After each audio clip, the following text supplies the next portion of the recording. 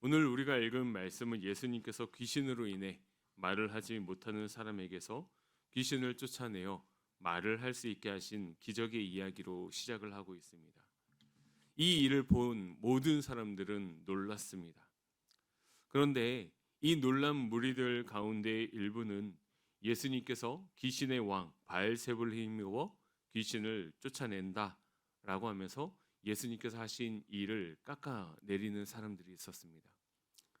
그리고 또 한편에 어떤 사람들은 예수님의 정체를 나타낼 수 있는 표적을 구하기도 합니다. 이러한 모습을 통해서 우리가 알 수 있는 것은 기적의 현장을 직접 눈으로 보았다라고 해서 모든 사람이 예수님을 믿는 것은 아니라는 것입니다. 예수님의 기적을 하나님께서 베푸신 능력의 기적임을 믿거나 기적을 믿지 않고 부정하는 두 가지의 모습이 있다라는 거죠. 우리의 믿음이라는 것은 그렇습니다. 이 두 가지 길 외에는 없습니다. 다른 선택지는 없습니다. 예수님은 이 기적을 믿지 않고 부정하는 사람들 향해 이렇게 말씀하시죠. 오늘 본문 17절 말씀 다시 한번 읽도록 하겠습니다. 예수께서 그들의 생각을 아시고 이르시되 스스로 분쟁하는 나라마다 황폐하여지며 스스로 분쟁하는 집은 무너지니라. 아멘. 이어서 예수님은 바알세불의 힘으로 귀신을 쫓아낸다라고 비방하는 사람들에게 귀신을 쫓아내는 사람들에게 누구를 힘입어 이 일을 하는 것인지 스스로 판단해 보라고 말씀하고 계십니다. 이러한 상황 가운데에서 예수님께서는 계속해서 나는 하나님의 능력을 힘입어 귀신을 쫓아내고 있으며 이것은 바로 하나님의 나라가 임하였음을 나타내는 증거를 하고 계속해서 말씀하고 있는 것입니다. 예수님께서 귀신을 쫓아내셨다라는 것은 결국 하나님의 나라가 시작되었음을 의미하는 것입니다. 그렇기 때문에 우리는 시작된 하나님의 나라의 능력을 힘입어 오늘 하루를 살아가는 존재가 되어야 한다는 것이죠. 예수님은 귀신을 자기 집에서 지키는 강한 자에 비유하면서 더 강한 주님께서 귀신을 굴복시켜 무장을 빼앗고 그의 재물을 나눈다라고 오늘 본문 21절에서 22절 말씀에서 이야기를 하고 있습니다. 이를 통해 우리가 알 수 있는 것은 예수님께서는 귀신의 힘을, 흑암의 세력을, 사단의 세력을 제압할 수 있는 힘과 능력이 있으신 분이라는 것입니다. 사단의 세력은 결코 하나님을 이길 수 없습니다. 하나님 나라는 반드시 승리합니다. 귀신을 쫓아내신 사건은 이미 임한 하나님의 나라의 승리를 보여준과 동시에 최종적으로 하나님 나라가 이렇게 승리할 것이다라는 것을 보여주는 예표가 되는 것입니다. 그렇기 때문에 주님과 사단의 세력은 결코 비교 대상이 될 수 없습니다. 우리 주님은 절대적으로 강하고 힘이 있으신 분이심을 믿으시기 바랍니다.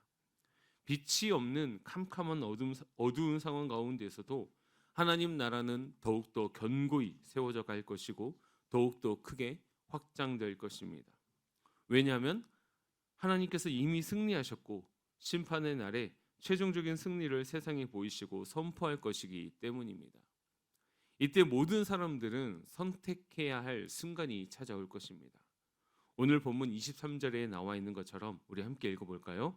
나와 함께하지 아니하는 자는 나를 반대하는 자요 나와 함께 모으지 아니하는 자는 해치는 자니라. 아멘. 다시 말해서 예수님의 편에 서든지 아니면 예수님의 반대편에 서 있든지 하나님의 나라의 일에 동참하든지 아니면 하나님 나라의 일을 방해하든지 이 두 가지 길 중에 하나를 선택해야 한다라는 것이죠. 그렇다면 나는 이 편도 저 편도 선택하지 않겠습니다 라고 하는 사람들도 있을 줄 믿습니다. 그런데 성경은 분명하게 이야기합니다. 하나님 나라에 헌신하지 않는 것은 중립이 아니라 흑암의 세력에 동조하는 것과 같다라는 겁니다. 23절에 나타난 함께라는 단어는 단순하게 어울려서 같이 다니는 그런 모습을 의미하는 것이 아니라 구원에 관련된 말씀인 것입니다. 다시 말해서 하나님 나라에 들어가고 들어가지 못하는 것을 뜻하는 것이죠. 그렇기 때문에 하나님 나라에 동참하지 않는 이들은 결국 하나님의 심판을 받게 되어 있습니다. 그래서 중립이라고 해서 좋은 게 아니라 중립 또한 그 구원받은 백성의 무리에 들어가지 못하기 때문에 심판의 대상이 되는 것입니다. 사랑하는 영가족 여러분, 오늘 하루 주님의 편에 서서 주님과 함께 동행하는 은혜가 있기를 소망합니다. 이어서 예수님은 24절에서 26절 말씀에서 또 다른 비유를 통해 귀신을 쫓아낸 것이 중요한 것이 아니라 귀신이 그 나간 후에가 더 중요하다라고 말씀하고 있습니다. 귀신에게 묶여있던 사람은 참된 자유를 누리지 못했을 것입니다. 그런데 귀신이 쫓겨나고 난 다음에는 자유가 찾아옵니다. 하지만 진짜 자유는 그저 귀신이 나간 것으로 얻어지는 것이 아닙니다. 귀신이 나간 자리에 진리와 말씀으로 그리고 성령으로 채워졌을 때 참된 자유가 찾아오는 것입니다.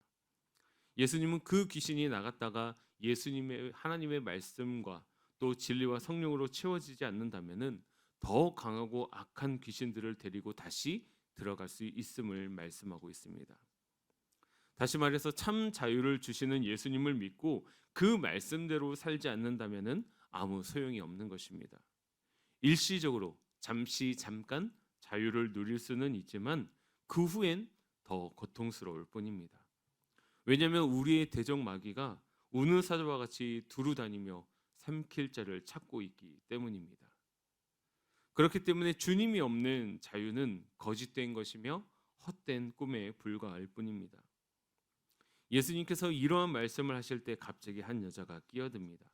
27절 말씀에 보면 이 말씀을 하실 때에 무리 중에서 한 여자가 음성을 높여 이르되 당신을 뵌 태와 당신을 먹인 젖이 복이 있나이다 하니, 이 여인은 예수님을 낳아 이런 놀라운 기적을 베풀고 선한 일을 하게 한 어머니에게 복이 있다라고 선포를 합니다.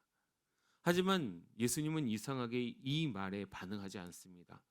오히려 그녀의 말이 아니라 하나님의 말씀을 듣고 지키는 자가 복이 있다라고 말씀을 하십니다.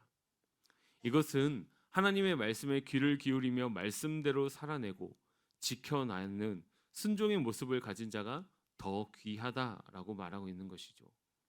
다시 말해서 하나님의 거룩한 백성들은 하나님의 말씀에 순종하는 삶을 살아야 한다라고 이야기하고 있습니다. 이러한 삶을 살아갈 때 쫓겨난 악한 영이 들어설 자리가 없음을 밝히고 있는 것이죠. 하나님의 나라는 이렇게 순종하는 사람들에게 능력으로 나타나고 임하는 것임을 기억하시기 바랍니다. 예수님께서 말씀하시는 복은 아무에게나 임하지 않습니다. 오직 말씀을 듣고 지키는 자에게만 임한다라고 분명하게 말씀하고 계십니다. 우리가 주님을 따른다라는 것은 그 하나님의 말씀을 듣고 실천하는 모습으로 나타나는 것입니다. 그래서 예수님께서는 요한복음 14장 15절에서 너희가 나를 사랑하면 나의 계명을 지키리라라고 말씀하시죠. 그리고 요한계시록에서도 이 말씀을 읽고 듣고 지키는 자에게는 복이 있다라고 동일한 말씀으로 이야기를 하고 있는 것입니다. 우리가 말씀을 듣는 것으로 끝나는 것이 아니라 그 말씀을 듣고 실천할 때에 우리는 영원한 자유를, 참된 자유를 누릴 수 있음을 기억하시기 바랍니다. 사랑하는 영가족 여러분, 오늘 하루 하나님의 말씀을 듣고 지키는 순종의 삶을 통해 하나님의 나라와 놀라운 기적 그리고 참된 평안이 임하는 오늘 하루의 삶이 되시기를 소망합니다.